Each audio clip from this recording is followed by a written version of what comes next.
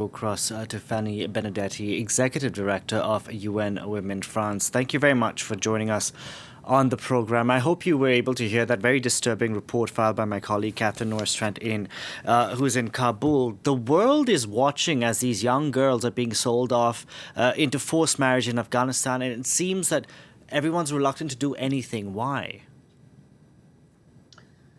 No, I don't think that's the case. I don't think, I think the UN in particular and all the international community, humanitarian actors, human rights defenders are watching. And this is why it is so important to keep Afghanistan women and girls on the forefront and not forget about them. So this very sad anniversary is an opportunity to highlight what's going on and the systematic denial by the Taliban of women and girls' fundamental rights, in complete denial to their commitments to the international community.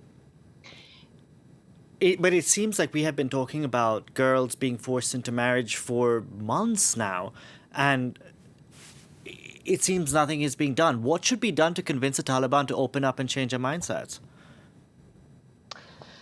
Well, the Taliban, as I was saying, have not delivered on their commitments, and the international community is continuing discussing and putting a lot of pressure. As you know, UNAMA's mandate's been renewed and strengthened. The sanction regime has been strengthened.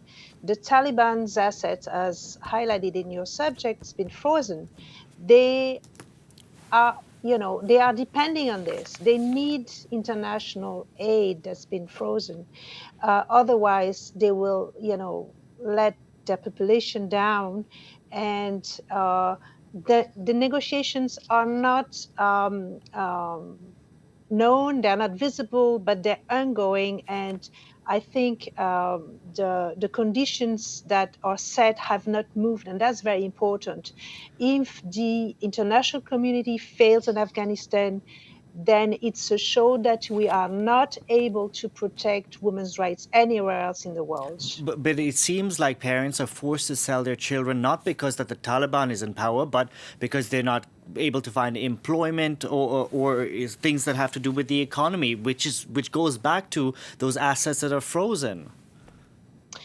Yeah, that's the complexity of the situation, but there's no possibility. Humanitarian aid has flown into the country, as you know, following the earthquake. There's been a very quick and very strong response to help in this dire situation. But we are, because of the de facto regime of the Taliban, in a very dire situation. But we cannot accept the unacceptable for the women and girls, for the population. The restriction of rights on women and girls is simply unacceptable. They are banned from, as going to be educated. They are banned from leaving their homes. They are banned from participating in public life. They are banned from traveling without a chaperone for more over 17 kilometers.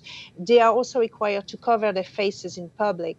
All of these are decrees that have been, passed in the past few months.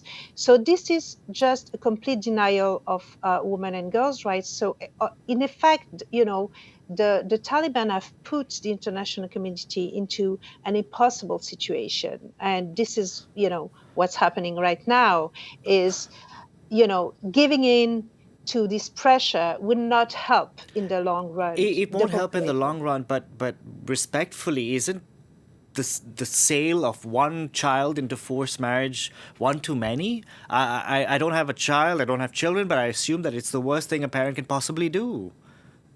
Yes, I absolutely agree with you. But as I said, giving in to recognition of this de facto horrible regime of the Taliban would not help the Afghan population in the short, medium, and long term. So this is not acceptable, and this is not, something that we should go. And this is the voice of the UN as one that is united on this, not giving in, being very strong, reinforcing the sanctions against, the travel ban have been reinforced recently, and this is the way to go for the Afghan men, women, and girls for their future.